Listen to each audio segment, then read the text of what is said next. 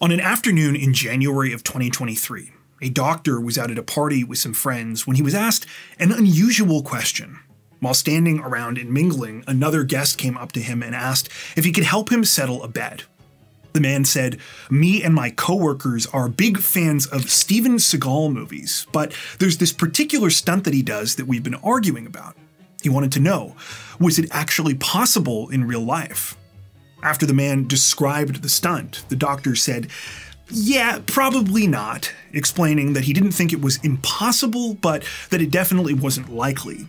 The man thanked him for the information and walked off, and that was basically the end of things. Of course, doctors get weird medical questions like this all the time, so he didn't think much of it. But that would change a few days later, when the doctor learned something about this same man that he had been talking to. That's when he realized that exchange they'd had at the party was not an innocent conversation. As it turned out, the doctor wasn't the only person who had an experience like this either. Within hours of that interaction, this man had sent a cryptic text message to someone else telling them that he wanted to be happy and he was finally ready to do what he needed to make that happen. The link between these two seemingly unconnected events and the awful context behind them is what today's story is about. Just a heads up, today's case is a bit of a slow burn, but I promise if you listen to the end, it's worth it. As always, my name is Nigel, I run this channel with my good friend Luke, and welcome back to Crime Zone. A reminder, if you do find today's video interesting and informative, be sure to like and subscribe for more true crime stories told with a mysterious and suspenseful vibe. With that out of the way, let's dive in.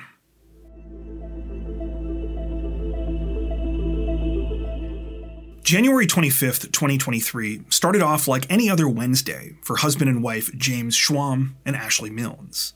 The couple lived with their 9-year-old son and 6-year-old daughter in a beautiful Tudor-style home in Collingwood, Ontario. For those unfamiliar with Canadian geography, Collingwood is a town of about 25,000 people located along a part of Lake Huron called Georgian Bay. And it's an absolutely stunning area. I'm definitely biased here, but I'd argue that Lake Huron is far and away the nicest of the Great Lakes. And if you've never been to Georgian Bay specifically, I highly recommend you check it out, especially the Bruce Peninsula, which juts out right into the middle of the lake. Anyway, that morning, like a lot of weekdays, began with Ashley getting the two kids up out of bed and making them breakfast. After that, she bundled everyone into her SUV and then dropped her son and daughter off at school before heading to work. Ashley did all of this by herself because her husband James was a fire captain. Like many departments, they did their shifts in 24-hour blocks, meaning that a few times a week James would be gone overnight. The flip side was that James also had large chunks of time off in between shifts. This allowed him to be available to do things like take the kids to the many extracurricular activities they were involved in, and even work another part-time job on the side. Understandably, things could still be pretty hectic, but it was something James and Ashley had grown used to, especially since they had now been married for over 10 years. From what we were able to find online, Ashley and James both grew up under fairly similar circumstances. They came from families that were roughly the same size, were quite well off financially, and even lived in homes that were only a couple of neighborhoods away from each other in the north of Toronto. James's family had a bit of a legacy of belonging to what you might call the philanthropic class. His grandparents on his mother's side were devout Christians who ran a charitable organization, and his mother Diane worked her way up to a high executive position at Warner Brothers. In addition to serving on the boards of several nonprofits herself, she left her mark on the Canadian entertainment industry in a pretty notable way. In the late 1990s, she became one of the co-founders of Canada's Walk of Fame. This is sort of like the Hollywood Walk of Fame, though it recognizes the achievements of Canadians in all sorts of fields, not just the entertainment industry. Though Ashley's family wasn't involved in anything quite as flashy, her dad Ian was very successful in the finance industry. Because of this, Ashley and her 3 siblings grew up going to a lot of exclusive sports and athletic clubs in Toronto and the Greater Toronto area. This was actually how she and James ended up meeting. You see, both the Schwamms and the Milnes families had winter chalets near Collingwood.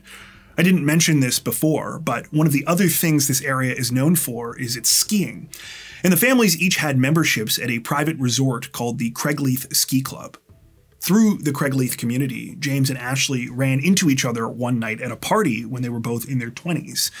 And when they got to talking, almost immediately they could tell that there was something there. The pair bonded over their mutual love of outdoor activities, including hiking and obviously skiing, and pretty soon they were hitting the slopes together. That turned into getting drinks back in the city, and within no time, they were a couple. James and Ashley got married in the fall of 2012, and from the sounds of it, the event was pretty ritzy. It was fittingly held at the Craigleith Ski Club, with each of the club's 4 main halls themed to different seasons. Ashley and James arrived at the venue in a horse-drawn carriage, and the whole thing was even profiled by a publication called Wedding Bells magazine. In an interview, Ashley said, quote, "I truly felt like a princess, and isn't that how you're supposed to feel on your wedding day?" The fairy tale only seemed to continue for the next few years. Ashley and James both pursued careers that they were very passionate about, and which they ended up having a lot of success with. For Ashley, this was working in home and interior design. She specialized in cottages, ski chalets, and vacation homes, an area that she knew and understood very well. And, as I already said, James became a firefighter.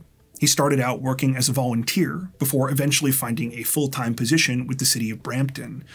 From here, he had worked his way up to being a captain, and by all accounts was quite good at his job.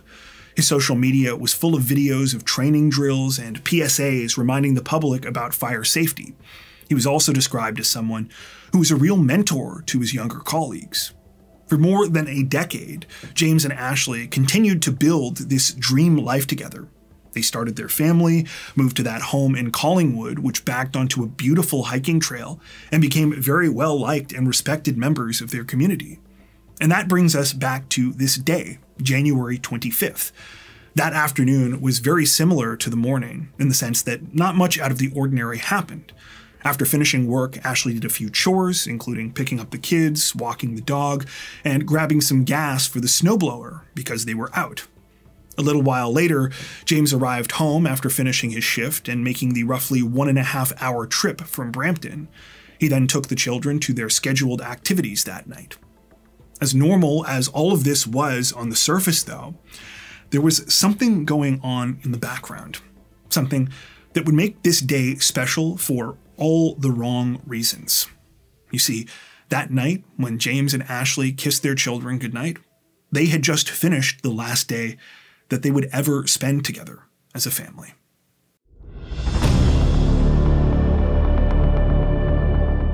A little after 5 a.m. the next morning, so January 26th, 2023, James sent a text message to Ashley letting her know that he was taking their dog out for a walk. Around this same time, the doorbell camera at the house captured him walking outside. A few minutes later, James received a reply saying, quote, "Okay, I'm going to zip out. I think the kids will be fine. They're sleeping." This was followed by another message that said, "Sorry about yelling at you this morning. We both need our time. Your walks and my hikes are important." The message was referring to an argument that James and Ashley had gotten into the night before. And after disagreements like this, the couple generally like to have a little time apart to cool off. Between the time of that first and second message being sent, Ashley's Mitsubishi Outlander was filmed by the same doorbell camera pulling out of the driveway with her inside. The vehicle then began heading in the direction of the Craigleith Ski Club, which had one of Ashley's favorite hiking trails. Over the next 40 minutes or so, several more messages would be exchanged, including one that said that Ashley was on her way home. However, she would never arrive. At 5:54 a.m., a man was on his way to work in the community of the Blue Mountains, which is just a little bit west of Collingwood.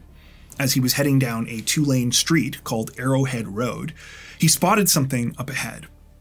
Now, at this point, it was still dark out, and the conditions outside were not the greatest. It had snowed the previous night, and it was cold and windy, meaning all that snow was now being picked up and blown around. Despite the low visibility, though, the man couldn't help but notice this thing, a sort of orange glowing light. It seemed to be coming from the side of the road right where it came to a curve. What was strange about this was that this particular area dropped off into a steep ditch, and there were no houses down there. So the man knew this wasn't the light on somebody's property or anything like that. Wondering what was going on, the man drove a little ways past to where he could safely pull over, then got out of his car and walked back. As soon as he did, he was hit with a powerful odor. It smelled like burning rubber and gasoline. When he looked over into the ditch, he realized why. There was an SUV crashed at the bottom. It was a Mitsubishi Outlander, and flames were pouring out everywhere from inside. Upon receiving the driver's 911 call, firefighters, as well as officers from the Ontario Provincial Police, rushed to the scene. By dawn, they had managed to extinguish the blaze, but they soon realized they were dealing with something incredibly serious. Inside the burned-out vehicle were the remains of a person. Because the body was in such bad shape from the fire, investigators weren't sure who this was. They also had no real idea what had happened here. It looked like the SUV might have veered off the road and crashed, but there were a couple of details that quickly caught their attention. Just like the driver that called 911, emergency responders smelled a lot of gasoline, like more than there should have been. They also noticed that the driver's side window of the SUV had been rolled down, even though it was very cold out. Of course, this was pretty strange, but the first priority of police was still figuring out who was actually inside the SUV. Using the vehicle identification number, officers were able to figure out that the car was registered to the Schwamm family. When police started calling around, they initially couldn't reach Ashley or James. Ashley's coworkers told them she hadn't arrived at work that morning, and James's colleague said that he wasn't scheduled for a shift at the firehouse. By that afternoon, they were able to locate one of them. James was at his part-time job at a local lawnmower and snowblower company. It was here that he was informed about the fiery crash and the fact that a body had been found in the burned-out Mitsubishi Outlander. Police explained that they now suspected that Ashley was dead, something which would soon be confirmed thanks to dental records. After being told all of this, officers took James home, where he immediately broke down crying in the arms of friends and family members. Still, police needed to get some information from him, particularly about those couple of weird details they'd noticed at the crash scene. James said that the last time he spoke to his wife was that morning, when she was on her way to the Craigleith Ski Club for a hike. He said they'd argued about this the previous night because he didn't want Ashley to go. This was because he knew that he'd have to take the dog out at some point, and that would mean that their children would be temporarily home alone. In the end, though, he said he'd relented and they'd made up. He wished he hadn't, though, because he stated he was pretty sure he knew what had happened. James showed police the text between him and Ashley from that day. I said before that the exchange ended with that message about Ashley coming home, but I didn't actually tell you what it said. The last two messages James had received read, quote, "Ew, I left the gas cans in my car and it smells. I have to drive with the windows open and it's so cold out." The final message said, "Oh, I have vertigo. I'm gonna rush home and try to work out in the basement. I feel like crap. I can't hike." James explained that Ashley had an inner ear condition called Meniere's disease, which caused, among other things, sudden bouts of dizziness. Usually these weren't too serious, but sometimes they could be. In fact, in at least one occasion, Ashley had collapsed at the grocery store. Strong smells were one of the things that he said could trigger the symptoms, and if you recall, he had asked her to pick up that gasoline for the snowblower the day before. They had forgotten it in the trunk overnight, and James said this is probably what Ashley was referring to in her texts. He wondered if maybe she'd been more dizzy than she realized while she was driving from the fumes, and it ended up veering off the road and crashing due to the bad weather. After telling police all of this, James showed them clips from the doorbell surveillance camera at the home, specifically those two pieces of footage I mentioned before. The first showed James heading outside, and the second showed Ashley's Mitsubishi pulling out of the driveway a few minutes later. So, yeah, all of this seemed to add up and explained both why the SUV's window was rolled down and why the crash scene smelled so strongly of gasoline. All of it pointed towards Ashley's death being a tragic accident. While this meant that James's story was checking out, police were already beginning to have some doubts. You see, back at the crash scene, they were only continuing to find more of these weird details, some of which were a lot harder to explain. As it turned out, They weren't the only ones with suspicions either. Even as some of Ashley's family members comforted James, privately, they were preparing to share some pretty crucial information with authorities. Information that would turn this entire situation on its head.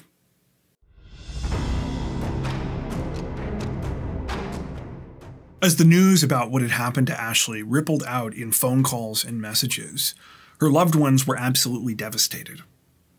Obviously their first thoughts were about James and her 2 kids, but Ashley's death left a giant hole in a lot of other lives as well. Interviews we came across with friends and family describe Ashley as having this amazing mix of warmth and charisma. She had an infectious energy and optimism that you apparently couldn't help but be sucked in by, whether it was through her big, contagious laugh or the way she wasn't afraid to get silly by singing and dancing around the house in her pajamas. Something that came across most clearly from reading and listening to the things loved ones said about her was Ashley's enormous appetite for life. Whether it was throwing herself into all of the outdoor activities she loved, like hiking, running, golfing, and tennis, or the countless ways she'd worked to make every day fun and exciting for her family and her children. She sounds like she was just an incredibly thoughtful and caring person. This leads to the thing that came up probably the most consistently about Ashley in these interviews, which is that she was described as being the glue that held people together. When her mom, Shelley, passed away from her battle with cancer in 2004, Ashley was apparently a big reason the family was able to stick together. She was the kind of person that could be supportive while still delivering hard truths, who could listen without being judgmental, and who a lot of people came to for advice. So, for many close to her, it seemed unfathomable that they would now have to go on without her. Unfortunately, things were only going to get more challenging, though. As I hinted at, while the explanation of the accidental car crash initially appeared to make sense, right away some people in Ashley's family got an uneasy feeling about the whole situation. You see, they knew about some things that police did not. In fact, these were things that were secret even from a lot of other people in Ashley's life. During interviews with investigators over the next couple of days, Ashley's family members stated that while her and James's relationship might have looked perfect from the outside, inside, things were very different. In reality, at the time of her death, their marriage had been on the verge of collapse. The family members explained that though James projected this positive and supportive attitude in his day-to-day life, there was a real toxic undercurrent to all of it, especially behind closed doors. For example, he was really into fitness and liked to take care of himself. On its own, that's a great thing. And as I think we've established by this point, outdoor activities were a major thing that James and Ashley had in common. But he took this to a whole other extreme. At home, everyone was forced to follow his ultra-strict diet that he imposed on the rest of the family. This was apparently to the point that if Ashley or anyone else brought home groceries that James didn't like, those foods would magically disappear, and then suddenly dinner would be extra lean turkey chili for the 1000th time. According to the family members, there were a lot of ways like this where James would subtly and not so subtly try to control Ashley's life. Because of his schedule as a firefighter, she often had to stay at home with the kids, and that meant she was limited in how far she could go from home. This wouldn't have been that big of a deal, except that it was James who insisted they move to Collingwood. And as I said, while the town is definitely a place of natural beauty, it's kind of isolated in terms of its location to the Greater Toronto Area, which is where the rest of Ashley's family lived. Like, you're not making a 3-hour round trip in the car on a random Tuesday to see your family. So this really limited the time that they could spend together. On top of this, whenever Ashley would spend time with family and James was there, he apparently acted like a complete asshole. While everyone else would be talking and having fun, he would sit in another room alone, reading a magazine or something, refusing to join in. Instead, he would just look up occasionally, intently staring at his wife. On top of being strange, it creeped people out. And if Ashley said anything about this, James could turn nasty very quickly. One of Ashley's sisters said that she accidentally walked in on an argument between them. She was so shocked by the names that James was calling Ashley that she intervened and said, "I don't care how angry you are. Don't ever speak to my sister like that again."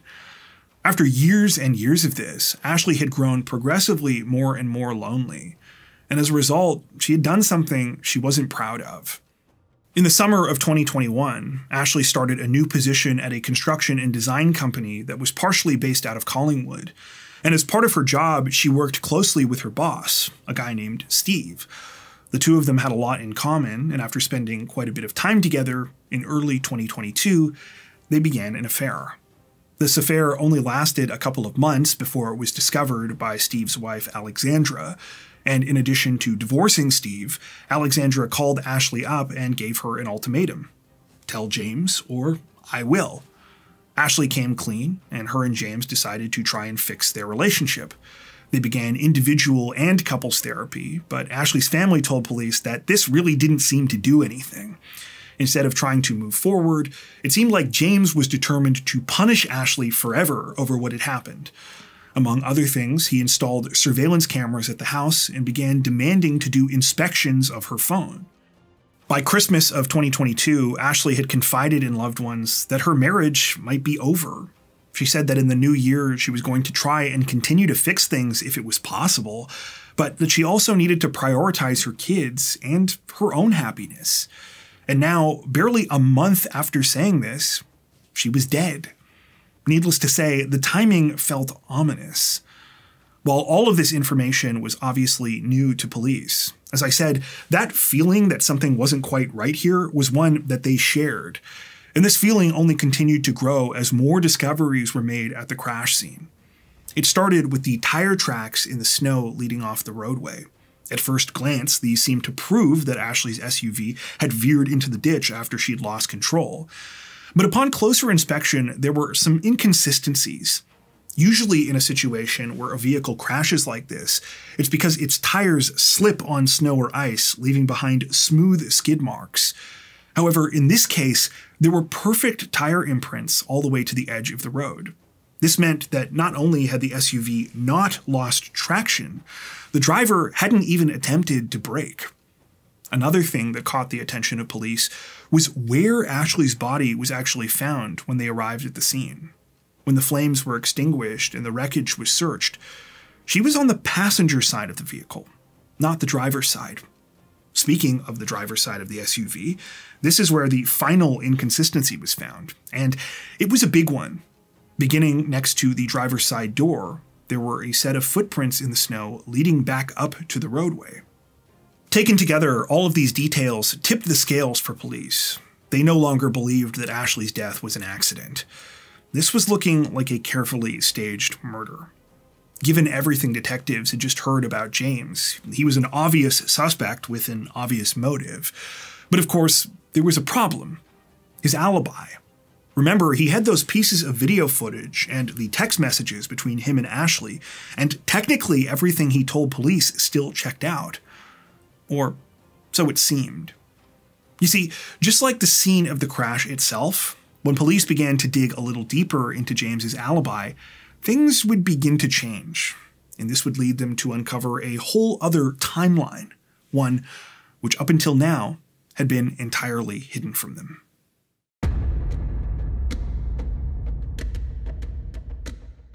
On January 28th, so 2 days after Ashley's death, investigators with the Ontario Provincial Police sat down with James Schwamm for a second time. During this interview, detectives informed James that they were now treating the situation as suspicious, and they asked him if there was anything else he wanted to share with them. James was adamant that everything he had said before was the truth, and stuck to the same story about Ashley going out for a hike and him taking the dog out for a walk. He even drew out the route on a map that he said he had traveled when he left the house that morning. Police thanked him for the information and let him go.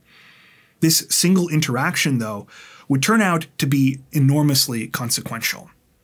When police began canvassing the area where James said he was walking on the morning of January 26th, they couldn't find a single witness or piece of surveillance video backing up his story. And since he had now been caught in a lie, authorities were able to use this to obtain warrants for his cell phone and the rest of the surveillance footage from his house. Over the next several days, police would follow new leads based on this evidence, leading to a snowball effect.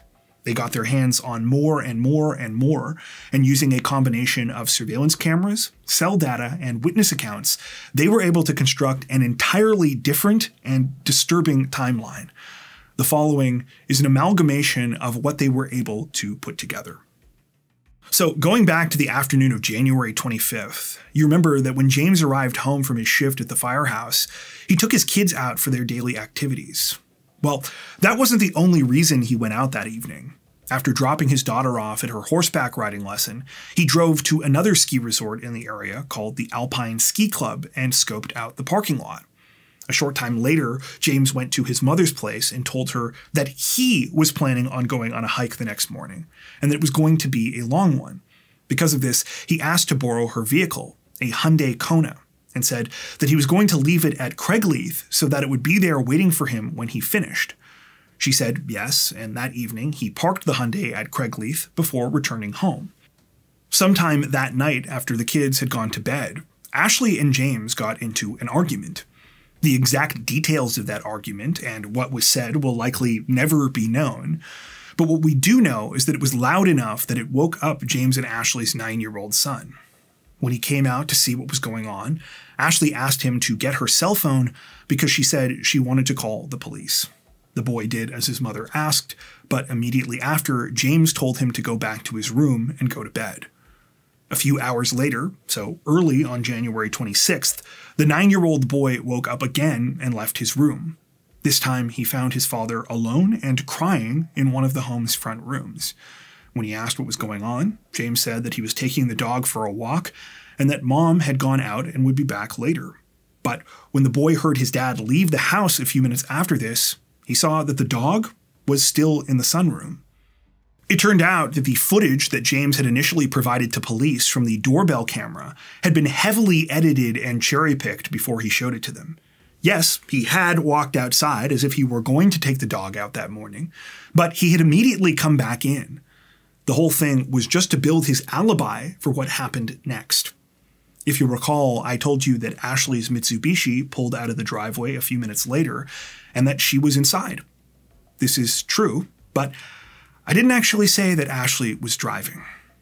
Knowing that the angle of his doorbell camera would capture the vehicle but not be able to see the actual driver, James used this to his advantage to make it seem like Ashley was the one behind the wheel.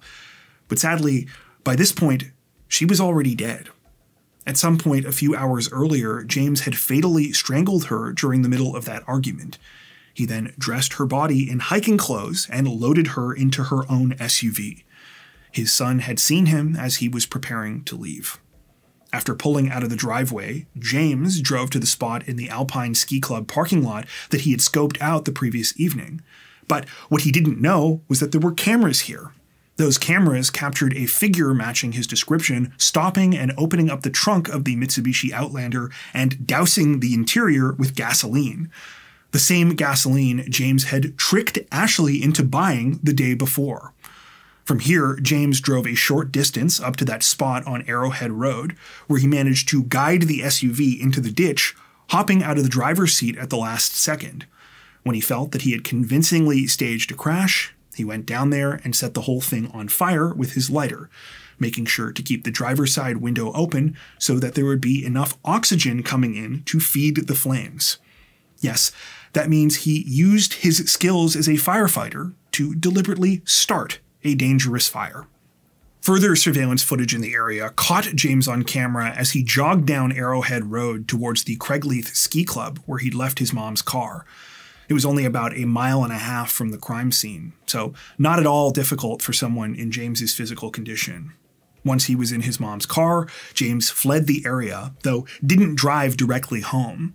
Instead, he headed to an elementary school nearby and left the Hyundai there so that no one would ask questions about why he had another vehicle.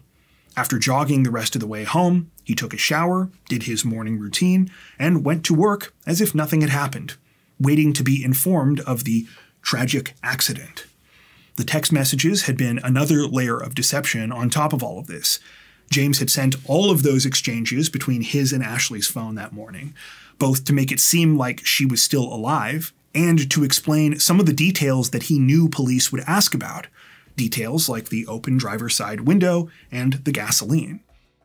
While James had waited minutes between sending messages to make the conversation seem more convincing, the actual cell data revealed the truth.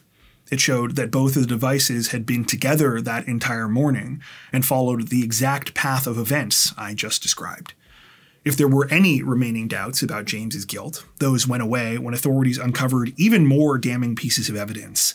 This included James's lighter, which was monogrammed with his initials and was located in the vicinity of the crime scene, as well as the results of Ashley's autopsy.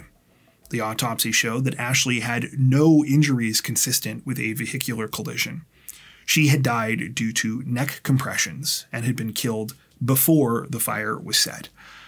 As if all of this weren't awful enough, as investigators combed through everything they had collected and began speaking to more people, they found reason to believe that this was not a spur-of-the-moment killing.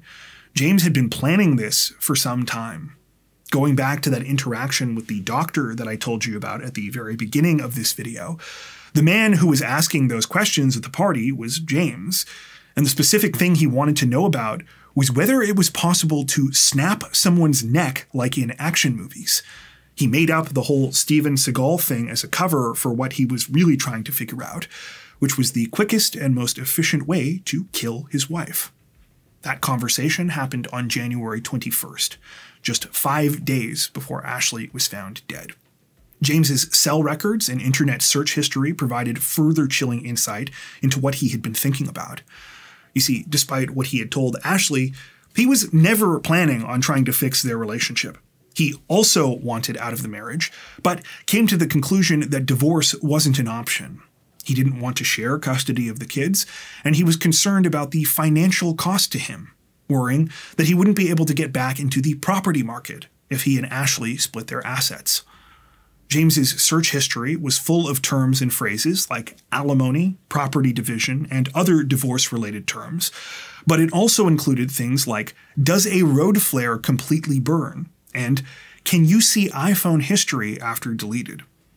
There was still one final secret waiting for investigators on James's phone, though, and this was perhaps the biggest bombshell of all. You see, for all of the jealousy and hatred that James had towards Ashley about her affair, it turned out that he was a cheater too. While looking through his contacts, police discovered that one of the people he'd been communicating with was listed under a pseudonym. When they looked up the number, it belonged to Alexandra, the ex-wife of Ashley's boss that she'd had the affair with. It turned out that James and Alexandra had started talking and texting in late 2022, when James and Ashley were supposed to be in marriage counseling. By the middle of January, James had told Alexandra that he had feelings for her, and she said that she felt the same way. And it was Alexandra that James texted shortly after the conversation with the doctor on January 21st, saying that he had made up his mind that he was finally going to do what he needed to be happy. There's no evidence to suggest that Alexandra had any idea what James's plans were when he sent this message, but still, the whole thing is incredibly creepy, especially when you know that Ashley had a $1 million life insurance policy on her that James was the sole beneficiary of. Based on everything, it seems that his intention was to stage her murder to make it look like an accident, financially benefit from the killing, and then pursue a relationship with Alexandra, all the while looking like the grieving husband. Apparently, this was a part that James played incredibly well, and he had a lot of people convinced that he was the victim in all of this. On February 3rd, 2023, a little over a week after the heinous crime, James was arrested and charged with second-degree murder and indignity to a dead body. The murder charges against him would be upgraded, though he eventually took a deal agreeing to second-degree murder in exchange for a guilty plea. At James's sentencing hearing in November of 2024, dozens of Ashley's heartbroken and devastated friends and family members filled a courtroom to watch James finally face justice and to share their own accounts of how much he'd taken from Ashley and from the lives of those around her. A total of 21 victim impact statements were presented to the court, many of which were read aloud. All of them were gut-wrenching, but one in particular, given by Ashley's brother, stands out to me. It read in part, quote, "All she ever wanted was for them to be safe and have a wonderful life. That was all taken away on January 26th because of greed, narcissism, lack of empathy, and selfish behavior. He left them alone in a home for hours after they heard their mother screaming. He was a father at one point. How does a father kill their mother and do it with the children in the house? I hope that screaming haunts him constantly. When it was all over, James Schwamm was handed an automatic life sentence, with the judge deciding that he would be eligible for parole after serving a minimum of 20 years. It was also ruled that he would not be allowed to have any contact with his children until they turn 18, and even then, only if they decide to reach out. At the time of this recording, James Schwamm remains incarcerated. He and Ashley's children now live with Ashley's brother and his wife.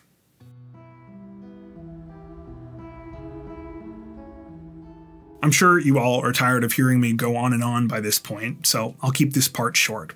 But I think what struck me most about this case was both the level of planning and the depth of the betrayal.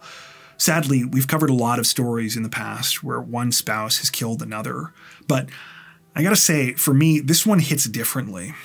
Part of that could be that it's more local than usual, but I think it's also how James attempted to manipulate those around him into thinking he was a grieving husband. There's something just so horrifying about literally crying in people's arms who are comforting you while knowing that you're responsible for everything. It doesn't help that James was a firefighter. This is something that was brought up quite a bit during the trial and in media articles. You know, the whole idea that he was a trusted emergency responder. At some level, it's just very upsetting to think about people who are supposed to be saving lives going out there and taking them instead. Not to mention that James capitalized on his training in various elements of his plan to try and cover up what he had done. As much as I definitely don't want to paint James as a sympathetic figure here, I think one of the darkest parts of all of this is that his actions seem to have been a surprise even to himself. When he addressed the court at his sentencing hearing, he said in part, quote, "I never thought I saw myself capable of these horrendous actions. This path is not one I thought I ever could have taken, but is where I shamefully and sadly have put and forced others. This is where I need and deserve to be." Before we wrap up, we'd like to take a second to give a huge shout out to everyone who has made it this far into the video. Seriously, thank you so much for watching. If you found today's upload interesting and informative, we'd be honored if you consider liking and subscribing, as well as hitting the notification bell and selecting all notifications to stay up to date with our latest releases. If you're looking for additional ways to help support the channel, we'd love to have you join us over on Patreon. Patrons get ad-free and early access to all of our content, as well as 4 additional stories per week for each of our Crimes of the Week and Crimes of the Week International videos.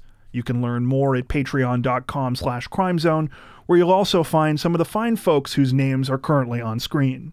All that being said, we understand that not everyone has the means to support financially, and that's totally okay. We appreciate every like, sub, share, and comment that you send our way. Once again, thanks so much everyone, and take care.